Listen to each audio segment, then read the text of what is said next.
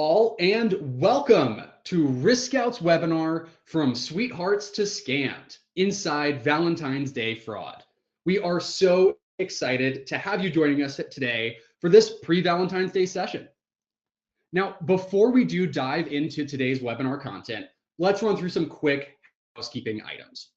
RiskScout will be sharing all of today's webinar resources in a follow-up email for you tomorrow morning, so be sure to keep an eye on your inbox.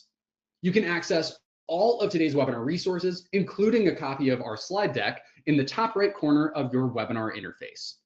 We also want this session to be as valuable for you as possible, so we encourage you to ask any of the questions that you may have throughout today's session in the Q&A section, so we can address them at the end of the webinar. We'll also be running a handful of polls throughout today's webinar to help better understand you all, our audience, so your participation is greatly appreciated. Now, in case it's your first time joining us, RiskScout is a team of former bank examiners, BSA professionals, and fintech developers helping financial institutions grow to be more efficient and profitable. Through a full BSA, AML, and fraud suite, RiskScout solutions increase revenue and decrease compliance costs and fraud losses by unlocking new deposit streams, automating compliance workflows, and catching fraudsters. If you're interested in learning more about how we help community banks and credit unions every day, or if you want to replace your existing BSA, AML, and fraud solution, visit RiskScout.com and get in touch. Just like clutter can build up at home, outdated procedures, stale risk settings, and overlooked regulatory updates can quietly pile up inside your BSA and AML program. That's why next month, we'll be hosting Dust Off Your BSA program, Spring Cleaning for AML Success, to cover how you can update your policies, procedures, and monitoring strategies to reflect today's evolving risks. Visit RiskScout.com to save your seat today, or click on the link that's already been posted in our webinar chat box. Today's webinar will be led by Danny Ellinger, lead investigator at Overwatch, and Pooja Chanda, investigator at Overwatch. Danny is an open source intelligence and human source intelligence investigator with more than 7 years experience leading investigations.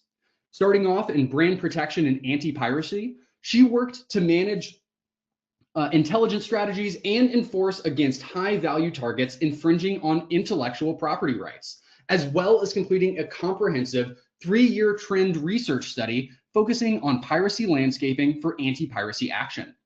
In her work at Overwatch, Danny leads financial fraud investigations on the deep and dark web, digging into the tactics and trends used by fraud, scam, and cyber actors to target banks and fintech companies, focusing heavily on AI and deepfake-enabled e-crime. Pooja brings a robust background in intelligence, including 8 years of specialized experience in cybersecurity intelligence.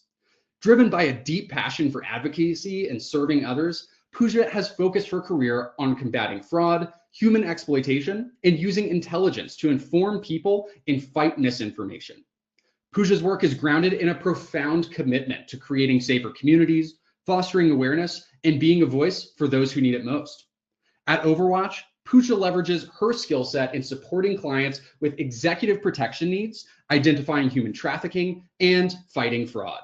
We are so excited to have these two experts here joining us today. And without further ado, Danny, I'll throw it over to you to dive into today's content. Take it away.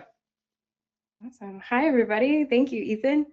So Pooja and I come from Overwatch Data, and Overwatch AI agents monitor over 300,000 sources 24/7, from dark web forums to social media channels, delivering threat intelligence that helps businesses prevent fraud campaigns, data breaches, and cyber attacks before they impact your customers or staff.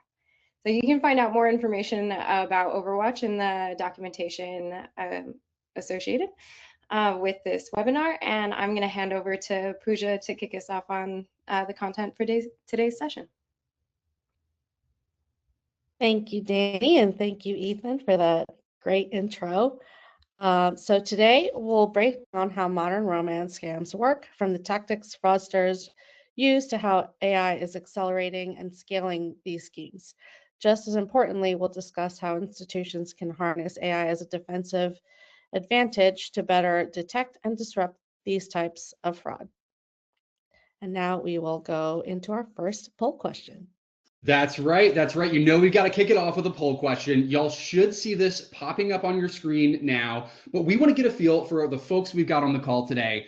Has your institution seen an increase in romance scam or social engineering cases over the past 12 months? You can choose an option here. Maybe you've had an increase, maybe it's been big, small, who knows? Maybe it's going down, or honestly, maybe you're just not quite sure and you haven't been tracking it well. I'll give you all a couple of seconds to get these responses in so we can kind of get a finger on the pulse for who all we've got on the call today and what your experience has been with romance scams over the past year. Oh, excellent. Y'all are quick on the draw today. Let's take a peek at those results. You should see those popping up on the screen. All right. It looks like, unfortunately, almost everybody on our call today has seen an increase, whether that's a slight increase, 46% of our respondents, or a significant increase with 28%. I mean, that's over 70% of our audience here today is reporting an increase in romance fraud. Only 21% saying it's not a noticeable change. Not a whole lot of folks are seeing a decrease or not tracking it. Pooja, I'm curious, I'll throw this over to you. How does this kind of stack up with what you're expecting to see today? I think that's pretty, it goes along with the data that Danny and I had looked at over the last couple of weeks and the trends that we saw. Excellent. Yeah, well put. We also had somebody write in our question box saying that not only have they seen an increase in the quantity, they've also seen an increase in the dollar amount, which I think is a great call out as well. So let's dive into our content here, and I'll throw it back to our presenters. All right, so why now? Most scams don't start with technology, they start with emotions. Valentine's Day can be a vulnerable time for some people, and scammers know it, so they use fake romance to trick people out of their money. These scams are among the top fraud types affecting the US, and when it comes to financial impact, romance scams sit at the top. They are the most financially damaging form of impersonation scams, excuse me. This makes it crucial for us to understand the mechanics and risks behind them. By highlighting these issues, we can better prepare ourselves and others to combat and mitigate the effects of these scams. Let's delve further into the specifics to see how they affect individuals and institutions. So, what is a romance scam? A romance scam is a form of confidence scheme whereby a scammer gains the trust of a victim by developing a romantic relationship. As you can see, almost half of that statement is highlighted in red, which heavily relies on human emotion and connection. So the relationship itself is not the goal, it's the mechanism. The scammer invests time building trust, creating emotional intimacy, and establishing credibility. Only after that foundation is in place does the financial request appear. And this is not impulsive fraud, it's very structured. The emotional bond is engineered first and then the money follows. So understanding that sequence is critical because the financial transaction is simply the final stage of a much longer psychological process. Next slide. So this is a infographic on kind of the structure of a romance scam. Step one is the setup, sometimes known as catfishing, where scammers first create profiles using stolen or deepfake photos, often pretending to be professionals or someone that the victim would be attracted to. And then they target victims on social media platforms like Instagram, Facebook, and dating sites. The next step is building trust and grooming. The scammer acts quickly to build a relationship, often moving the conversation off the original platform to encrypted apps like WhatsApp or Signal. They use things like love bombing, declaring love early to create intense emotional attachment. The next step is the fake emergency.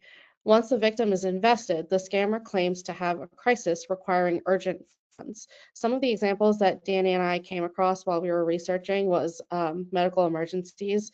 So they demand money for sudden illnesses or surgeries and really play on the emotions of the victim. The next step is the actual money request. They demand money via hard to recover methods like wire transferred, prepaid cards, or cryptocurrency. Some scams, known as pig butchering, which is where the crypto comes in, transition from romance into urging a victim to invest in fake crypto platforms.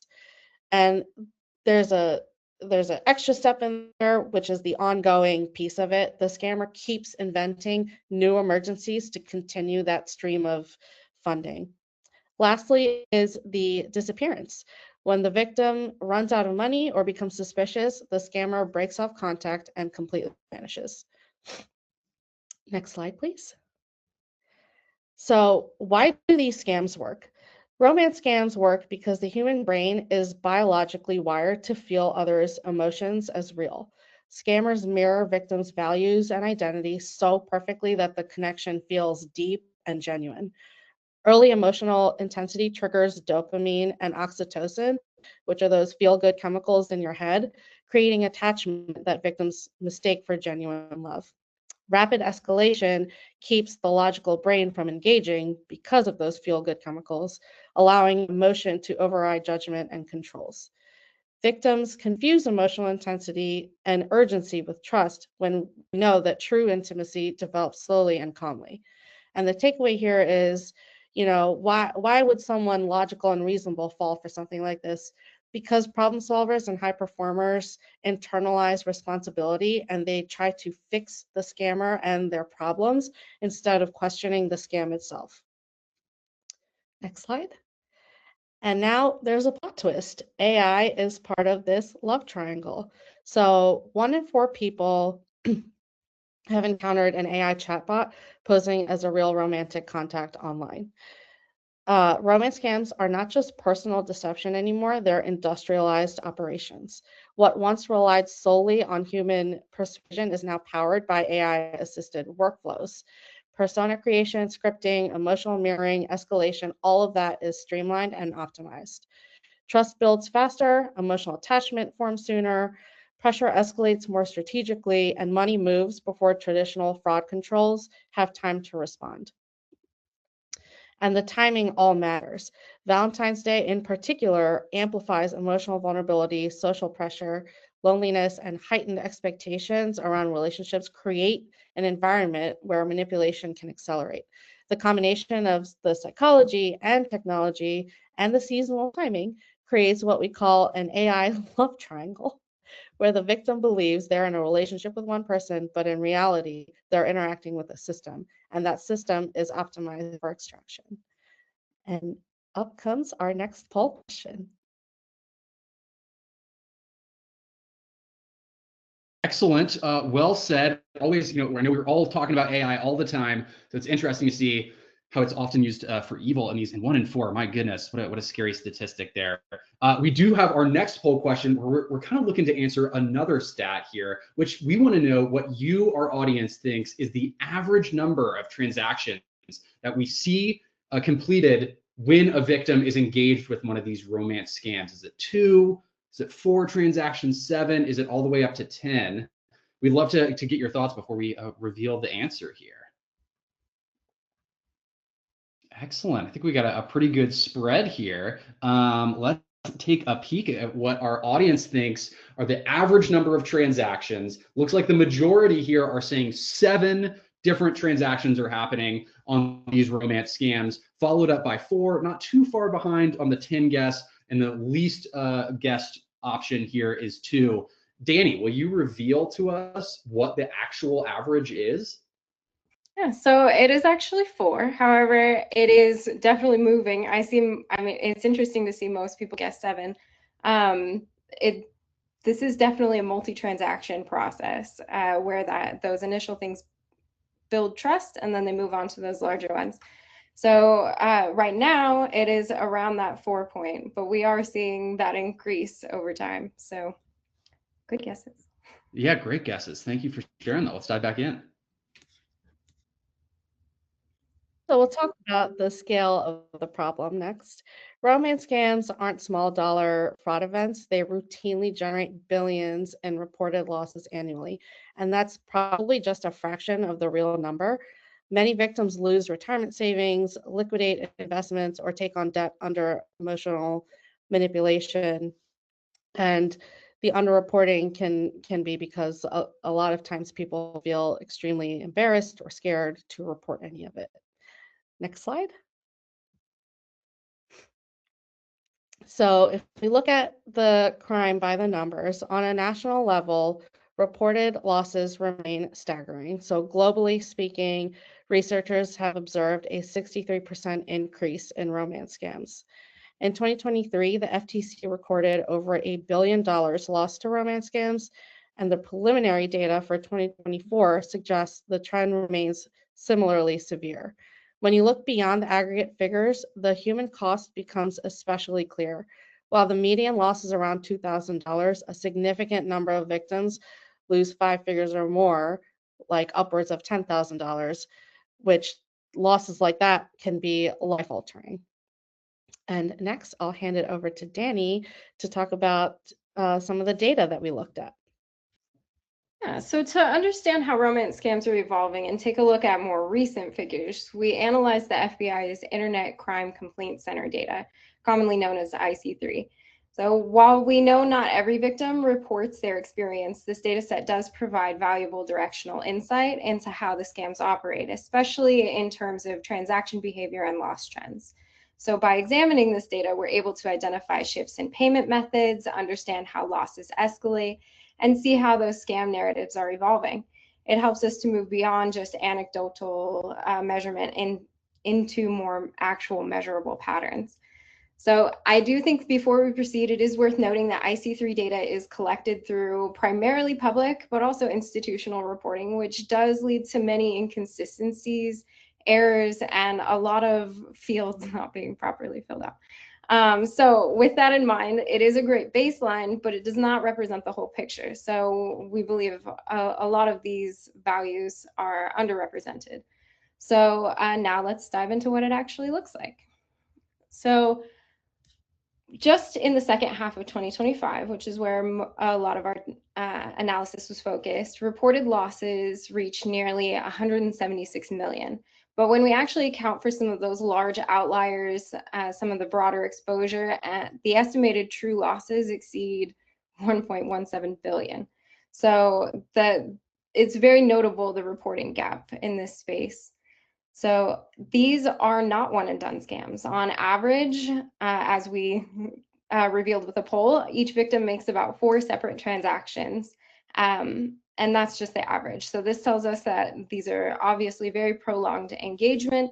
The fraudster builds that trust and escalates the urgency and then extracts those funds.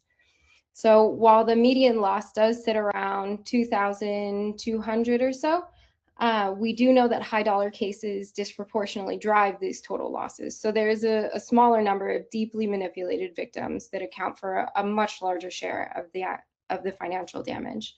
And as Pooja mentioned earlier, like 10,000 is still not necessarily the highest transaction that's been reported. So major losses. This is definitely not a niche issue. Romance and confidence scams rank 4th in total losses across all crime categories under investment fraud, business email compromise, and tech support fraud. So this does put them in the top tier of financial crime impact. And the early 2026 data shows no slowdown. So January alone recorded approximately 18.5 million in losses, and the trend line is clearly moving upward. So this data does tell us a clear story that romance and confidence scams are persistent, multi-transaction, and high impact, and they remain a top tier driver leading into 2026. So let's take a look at the actual transaction patterns that we can extract from the IC3 data. Very obviously, crypto is the dominant named payment rail in these complaints. This is due to the transfers being irreversible. They're often facilitated through crypto ATMs and are heavily associated with those pig butchering style romance scams. Once the victim is emotionally invested, they transition them into these larger crypto transfers, usually framed as like an investment or financial opportunity. So gift cards and peer-to-peer apps are often early stage indicators where they're reported more in those first few transactions prior to moving to those larger crypto or wire. And fraudsters use these small payments to test compliance and build that behavioral conditioning. It's gradual with the smaller first, and then, as I mentioned, that escalation after they feel confident in the grooming process. So the wire transfers do, similar to crypto, tend to mark that late stage escalation phase. By this point, the victims have already made those smaller payments usually. And once we hit wires in crypto, those losses do spike significantly.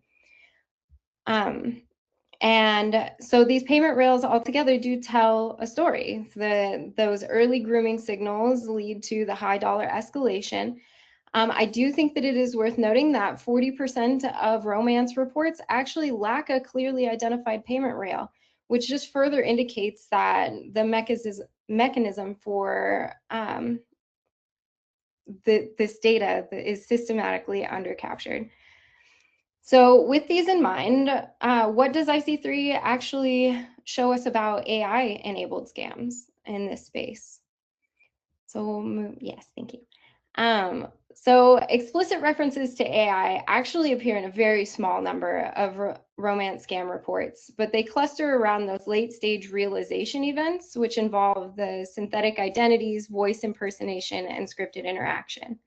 So this suggests that the AI is primarily used to enhance the believability and sustain long-term emotional manipulation while remaining largely invisible to their victims during the actual exploitation process.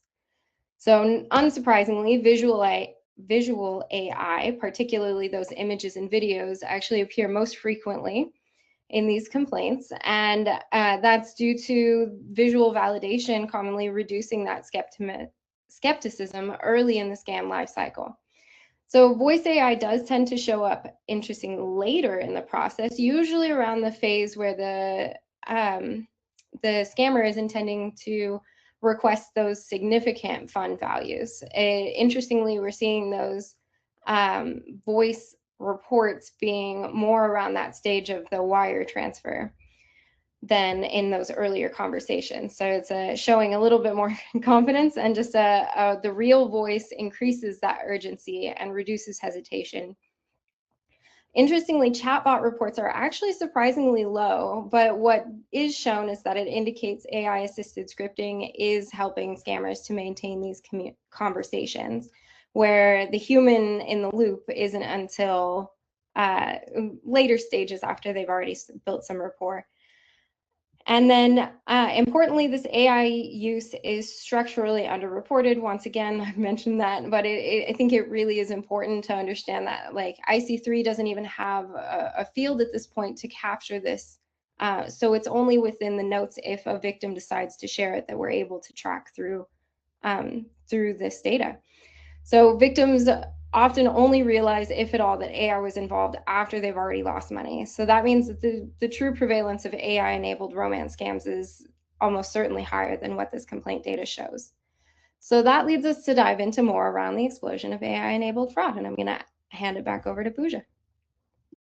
All right, so the explosion of AI.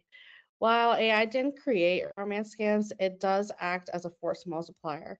So it made it easier to create believable identities very quickly. It's easier to scale the outreach and easier to maintain consistent manipulation across multiple victims. Moving from the individual scam to a scalable operation, um, romance scams used to require significant time and effort, and now it can be scaled with AI assisted scripting, deepfake tools, and automated engagement, which allows fraudsters to operate more like organized businesses than lone actors. Next, let's break down how these scams are actually planned, executed, and monetized, and where AI is embedded across the lifecycle. So AI and modern fraud trends. Before AI, romance scams were labor intensive. Fraudsters had to manually build fake profiles, copy scripts, and engage victims one at a time. And scaling that required headcount. Now AI enters the picture and the entire workflow becomes streamlined.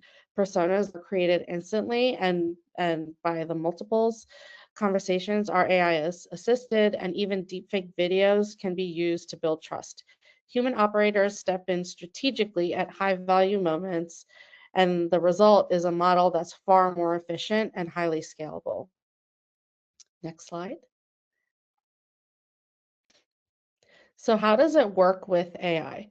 What's important here is that AI isn't a single tool used at one moment. It's embedded across the entire life cycle of the scam, from persona creation all the way through monetization.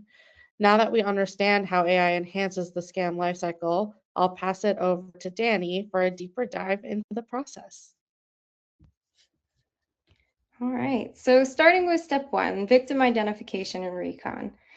Victim targeting today is generally not as random as you'd think. Fraud networks pull from aggregated breach data, social media, and open source signals, but the targeting itself actually begins obviously long before that any transactions are requested.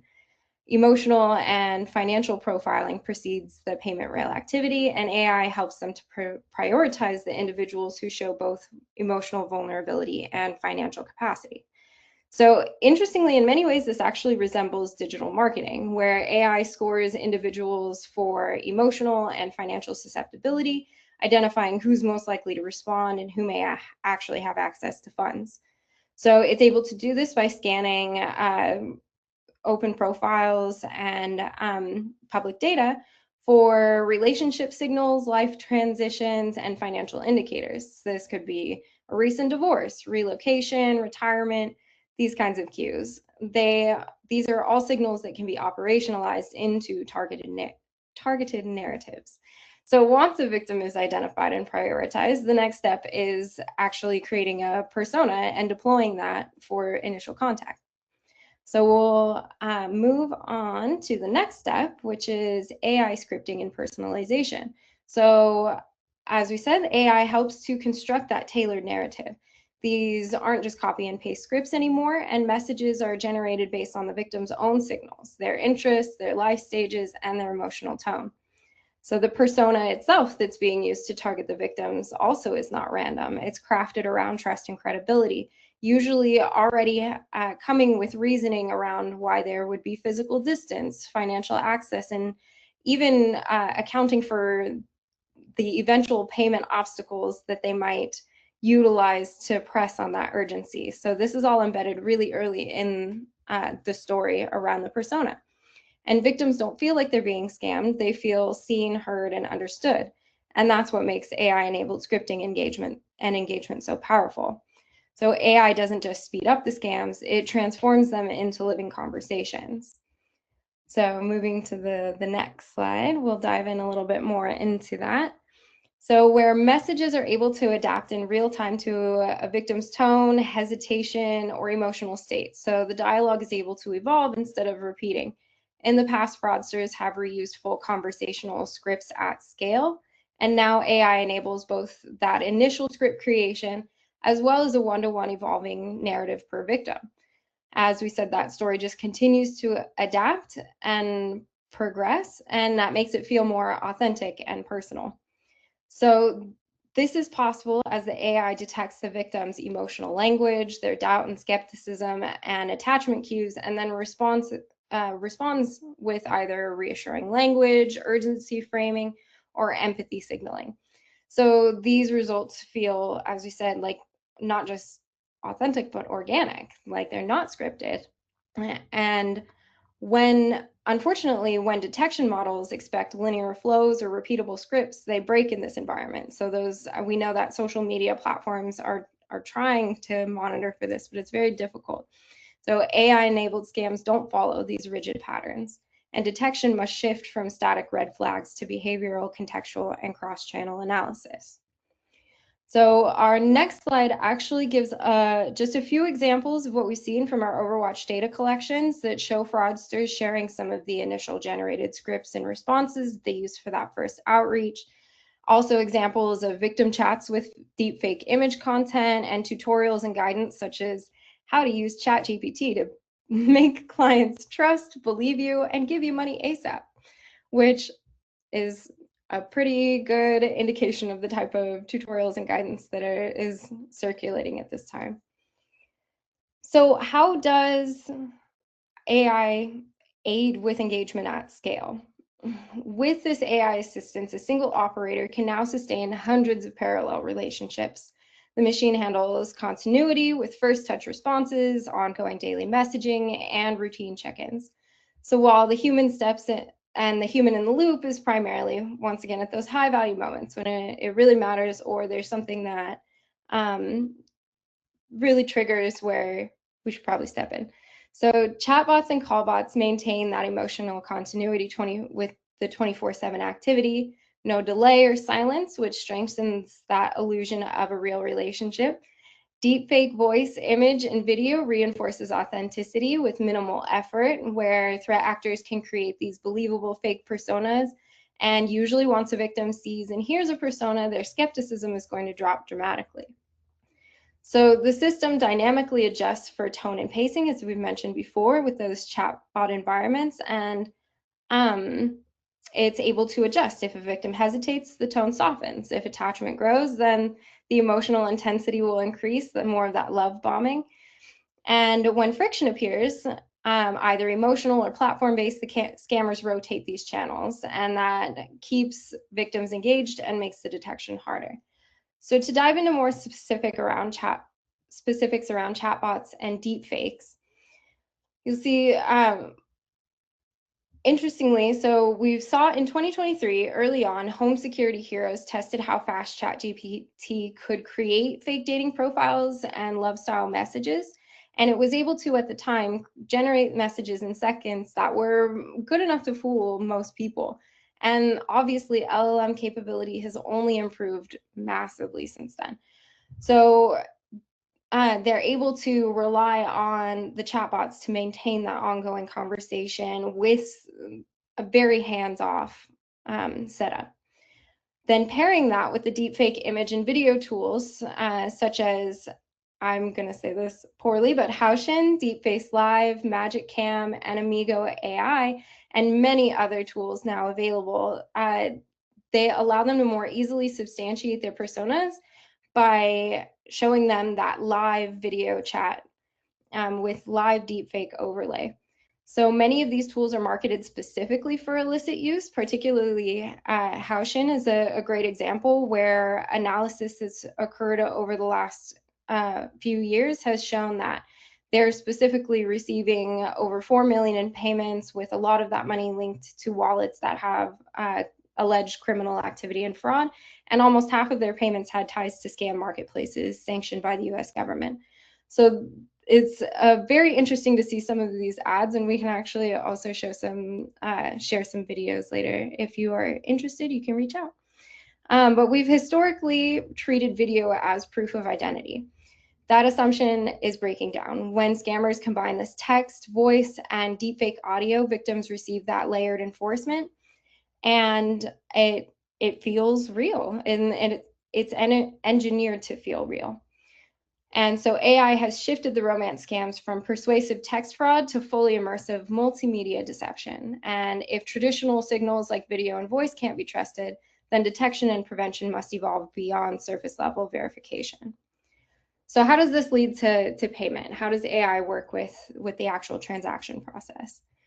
So even when that initial trust has been built, fraudsters obviously don't just request money, they guide the process. They coach their victims step by step, often helping them log into their bank, navigating new payment apps or crypto ATMs. And they're doing this to remove the complexity so the victim doesn't feel overwhelmed or stressed by the process. And in many cases, they'll stay on the phone or chat while the transaction is actually happening to reduce the chance that a teller, friend, or fraud alert can interrupt that process. And then, as we mentioned before, when the friction does appear, maybe a social media flag, a bank alert, or a skeptical friend, the scammers then use that opportunity to rotate channels. So this reduces the chance of outside intervention. And of course, the payment is never framed as like, send me money. It's framed as with trust, secrecy, urgency, or even shared future planning. And the emotional stakes are tied directly to the financial action. And verification is obviously actively discouraged, and they're framed as protecting the relationship. And so victims, what makes this very powerful is that victims are manipulated to believe that they're acting independently, and that makes intervention significantly harder. So I'm going to hand back over to Pooja to provide a little bit more information around that channel hopping. Yeah, so What's the strategy behind the channel hopping? It's to apply multi-channel pressure. One of the most important dynamics to understand in romance scams is platform control. So when friction appears, whether technical or emotional, scammers then pivot. That friction might be platform moderation, it could be account suspension, it could be the victim hesitating, or even an institutional fraud alert. Rather than risking losing momentum, the scammer rotates the channels. The objective there is simple: preserve continuity, maintain emotional control, and prevent disruption. These scams don't live in one place. They often begin on a dating app, which is the hook. From there, the conversation shifts to email for longer, more intimate messages. SMS adds immediacy, and messaging apps provide privacy and encryption. Voice calls introduce emotional reinforcement and deepen the trust, like you're talking to someone real. Each channel serves a purpose in the relationship arc, and together they create that immersion that we talked about earlier. Commonly used platforms include WhatsApp, Telegram, SMS, VoIP services, sometimes encrypted apps or international numbers. These tools reduce traceability, enable anonymity, and make international coordination easier. And this is where the risk becomes harder to see. Detection systems are often siloed by channel. On any single platform, behavior may look benign. A dating profile doesn't see the wire transfer, a messaging app doesn't see the investment pitch, and a bank doesn't see the emotional grooming. The signal looks harmless in isolation, but risk becomes visible when you connect all of those pieces of information together and look across all the channels over time. You see the behavioral shifts and the financial activity. Romance scams aren't single platform events, they're coordinated cross channel operations designed to maintain momentum and control. And if detection models operate in silos, they'll consistently miss the bigger picture. Next slide. The time to loss is shrinking, and the loss is referring to the financial loss. So AI is compressing the emotional timeline in romance scams. Trust that usually takes weeks to days, or weeks or months now takes days and even sometimes hours. Emotional intimacy accelerates, the resistance window shrinks, the escalation happens earlier in the relationship arc, and the hyper-personalization fuels this shift. It's instant emotional mirroring, adaptive reassurance, language tailored in real time, and the victim feels deeply understood immediately. And with 24/7 engagement, there's no cooling off period. So there's no delayed replies, there's no space for doubt to grow, there's continuous reinforcement, which keeps the emotional momentum moving forward. AI also helps optimize the escalation. Crisis narratives are deployed at precisely the moment emotional investment peaks, when urgency feels believable and the trust is validated. For banks, this is where the operational risk becomes acute. If time to loss shrinks, the opportunity to intervene shrinks with it. Traditional fraud detection relies on patterns emerging over time, so behavioral drift, escalating transaction signals, deviation from norms, but when trust forms faster, those warning signs cluster tightly. Funds can move before the models have enough signal to confidently trigger an intervention. The faster trust forms, the faster money moves, and the harder it becomes to interrupt. So acceleration doesn't just change the psychology of the scam, it compresses the detection window as well. And that fundamentally alters how financial institutions need to think about response timing and monitoring thresholds and customer intervention strategies. I'm going to hand it over to Danny to talk about some of the signals. So for years, we've relied on certain cues to determine whether someone is real. Obviously, these fall into the area where it'd be a profile photo or a live voice call or even consistent writing style. However, in AI-enabled romance scams, those signals are no longer can reliably indicate authenticity. And the presence of multimedia types actually increases victim confidence, unsurprisingly, and the deception feels more legitimate because it's layered. The core issue is that we've historically equated visibility with authenticity, but seeing it is no longer believing. So what exactly collapsed and why? So if we look at the next slide, so obviously with AI, it didn't just improve deception, it removed technical barriers to replicating authenticity itself. So photos used to be one of the easiest verification methods, but now AI can generate completely unique, realistic faces that pass reverse image searches because there's no original image to find. Voice cloning replicates accent, tone, pacing, and emotional inflection, sometimes from just seconds of audio. I will say from testing that the more audio it has to begin with, the better those voice clones are. But video calls were long treated as definitive validation. Now deepfake overlays and AI avatars can appear convincing and seamless in live video interactions. And this is clearly evident beyond romance scams. We see an indication across KYC verification, investment scams, and business executive impersonation. So on the chat side, textual consistency was another anchor, knowing that consistent writing style feels like it belongs to a specific person. But large language models generate natural and emotionally attuned conversations, as we talked about, that evolve fluidly over time. And even social media presence, which historically was a source for credibility, can very clearly be fabricated now. Accounts are not just spun up, but they're aged, populated with posts, and cross-linked to create that convincing digital footprint.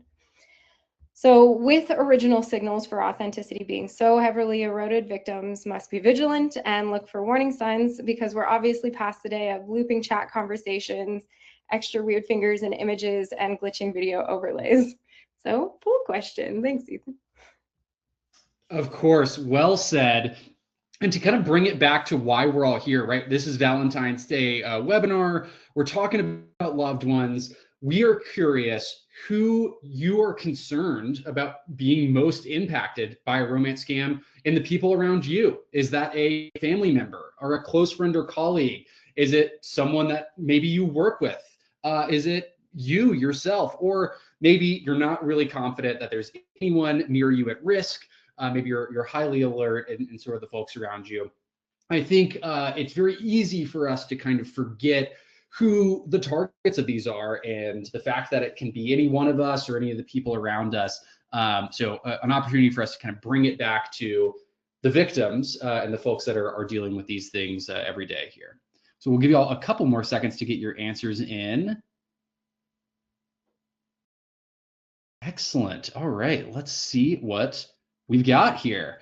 It seems like we've actually got a pretty strong majority. About 61% are concerned about a family member. I know personally, this has been my experience as well. I've had parents, grandparents that have succumbed to this. Unfortunately, we can hopefully step in as educated folks in this industry to try and assist there. That's followed up not too far behind by someone that you supervise or support. We know we see these. I think, as Danny mentioned, a lot of these AI scams aren't just romance. They can be IT fraud or corporate fraud. So definitely common to see that as well. And then those are followed, a tied answer there, of a close friend or colleague, or nobody being at risk nearby.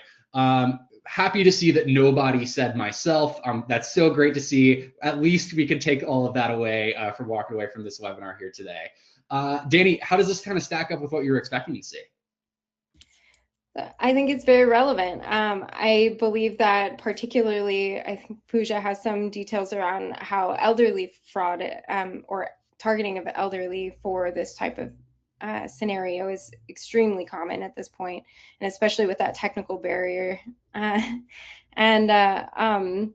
think that although we note that myself was not selected for anyone, I do think that it is important to acknowledge that as this continues, the confidence that we feel may be worth just taking that extra step to validate.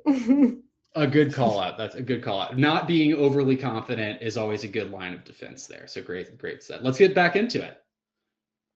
All right. So what, in terms of impact, are we looking at? The impact of AI-enabled romance scams is layered and far-reaching. For individuals, the damage is financial, emotional, psychological. Victims often lose significant savings, sometimes retirement funds, but the emotional harm can be just as severe. These scams exploit trust and attachment, leading to feelings of betrayal, shame, and isolation. That shame frequently delays reporting, which allows losses to compound. And to add on to that piece as well, we're not starting to, but there's this rise in sextortion targeting young people, and that has had very detrimental impact like suicide. So those are things to consider. For organizations, the risk is both direct and indirect.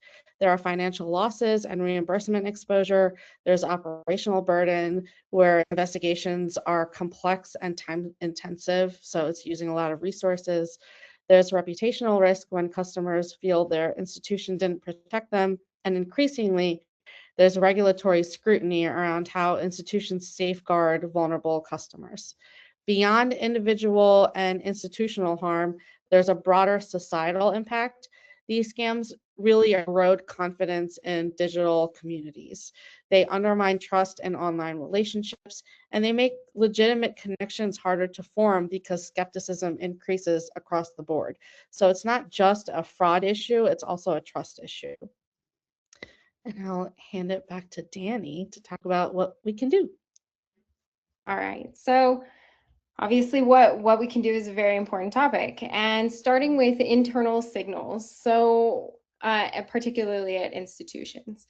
So what can be done when a victim is unable to discern that they're being scammed? And we must start with behavioral indicators that appear before the money moves or while in those early stage transactions where intervention is still possible. And so first, let's looking at account and payment anomalies. Romance scam victims often show behavioral drift, off-hours activity, repeated failed attempts as they navigate these unfamiliar payment rails, or sudden spikes in activity. And this could be even something like subsequent purchases of gift cards where they've never purchased gift cards in their transaction history prior. And these deviations matter more than any single transaction. So to watch for payment rail shifts is one of the next areas of focus, where a customer who's never used crypto is suddenly initiating wallet transactions for large values, or a first-time international wire is being requested, or a sudden high-dollar peer-to-peer transfer. These can often signal external coaching. And then pay and destination risk signals. These would be rapid addition of new recipients, usually followed by requests for urgent transfers. And even more powerful is identifying PII or destination reuse across cases. So the same wallet, the same account, or the same routing pattern appearing in multiple complaints. So the opportunity for defense lies in detecting the behavioral progression, not just the isolated transactions. And intervention works best before the emotional momentum converts it into that irreversible movement of funds.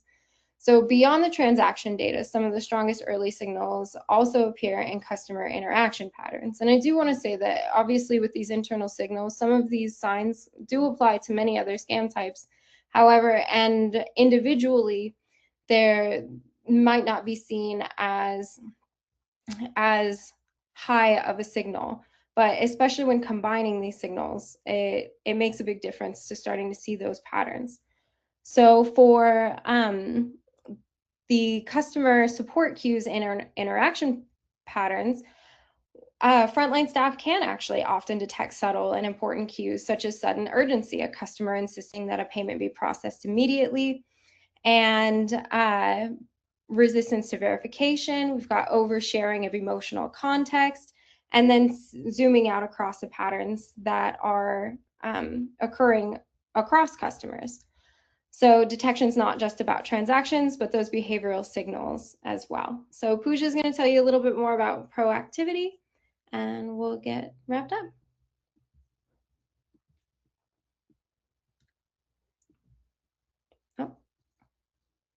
It looks like Pooja might be frozen on my end. Are you seeing that too, Danny? Yeah. So I will just go ahead and continue. So one of the things is that reactive posture is not sufficient. So institutions do need to try to adopt a proactive defense model. This could start with deploying investigator AI agents across more than just internal channels, but also open source fraud and cyber data. That could be like what's offered by Overwatch Data, which it's taking those external and internal signals and looking for the patterns across time, and AI can be very heavily leveraged to allow the human in the loop and your investigators to focus on what's actually happening at a more insightful level than trying to trace down the individual leads. So with that, protecting victims requires more than just detection. It requires education, well-timed intervention, and that is trying to do so without fear fatigue. So constant alarmism leads to disengagement. However, we need to normalize or encourage second opinions, teach trusted verification outside of just the digital channel, like phone calls to known family members or visiting a branch in person for independent confirmation. And we need to make skepticism socially acceptable. So victims often continue because they don't want to appear naive. And we need to create a culture where pausing and verifying is normal and can dramatically reduce harm. So with that, to close out, romance scams are not about gullibility. They are about psychology, understanding the emotional vulnerability and attachment. They're about technology, using AI to manufacture realism at scale. And they're about timing, escalating pressure at the exact moment a victim is most emotionally invested. So what changed isn't the human vulnerability, it's the efficiency and sophistication of exploitation.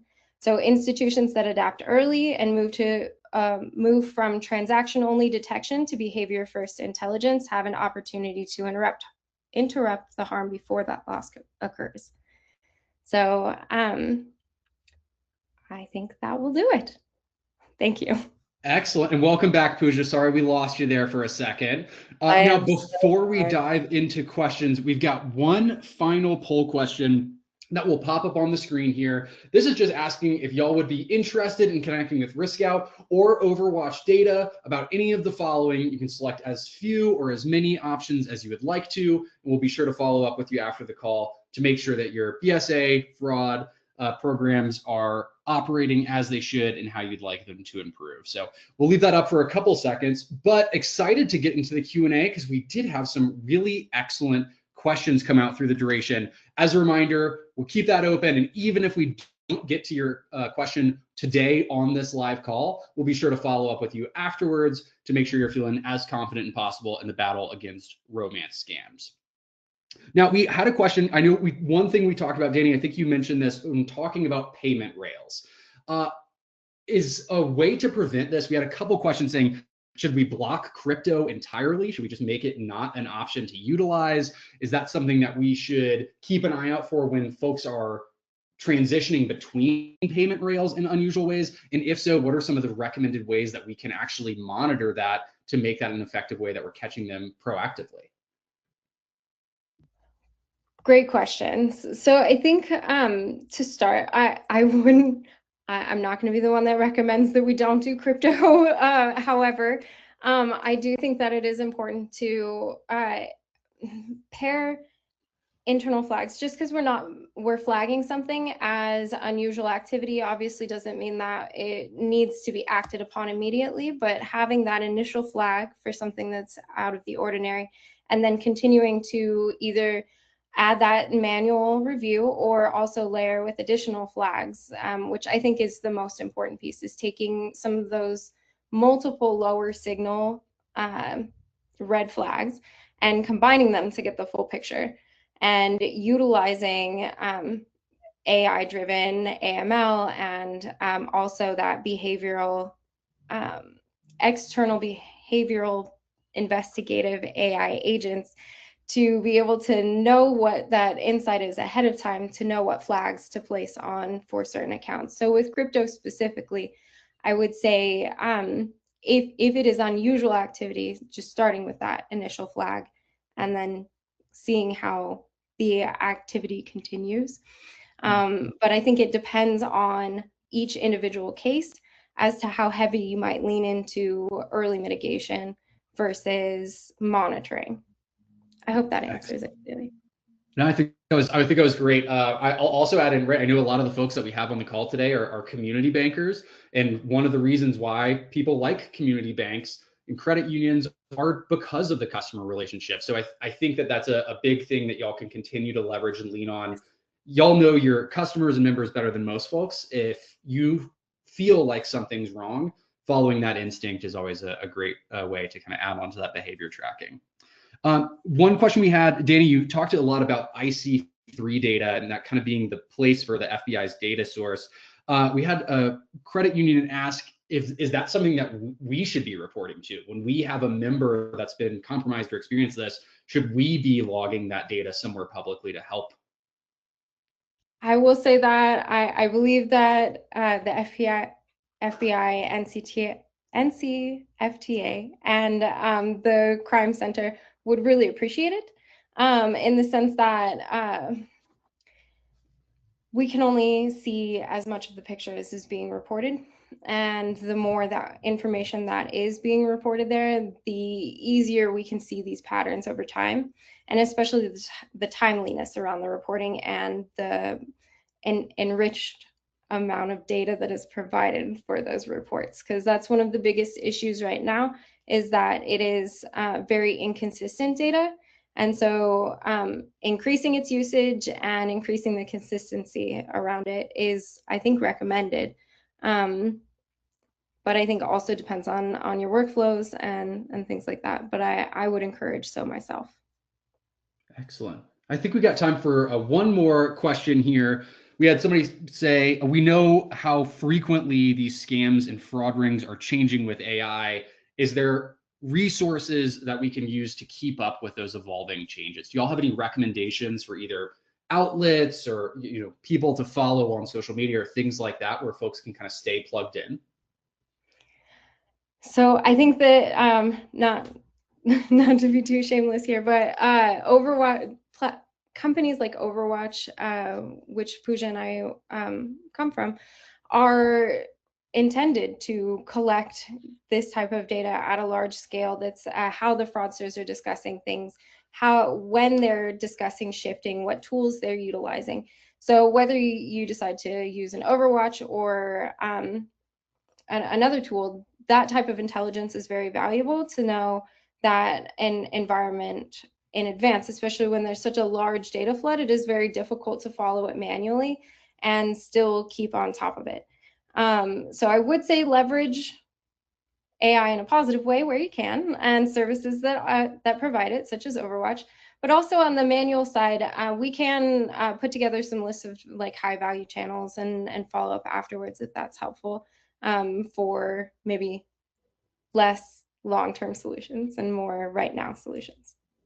Excellent. Well said. Yeah. And to Danny's point, right, we do webinars here at RiskScout all the time. A big reason why we partnered with Overwatch Data is because they have the same kind of approach that we do, which is we're all here to try and fight financial crime, keep our communities a little bit safer. Whether or not you're using our software solutions, we want to make sure that y'all have the information to make the best decisions for your own institution. So finding vendors, whether it's us or somebody else, I think a lot of us have that same shared mission to try and give y'all good, free, up-to-date information, regardless of whether or not you're using the platform. So just want to echo that sentiment there.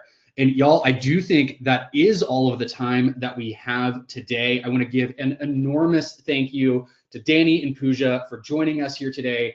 I know how long it took to pull this slide together to do all the research in a rapidly changing environment. So incredibly impactful. For all of our attendees, keep an eye on your inbox. We'll be following up tomorrow morning with the recording, with the slide deck, with all of the resources from today's session in your inbox first thing in the morning for your convenience. We also do have a quick post-webinar survey that will pop up after you close out of this session. That's a place where y'all can give us feedback on how we did today. If you have any thoughts, maybe for future webinars, or if you'd like to get in touch, great opportunity to do so there. If you do have any additional questions, if you want to learn more about RiskScout, or if you just want to come by and say hi, come visit us at riskscout.com. We hope to see you on our next webinar. Danny, Pooja, thank you again. It was lovely.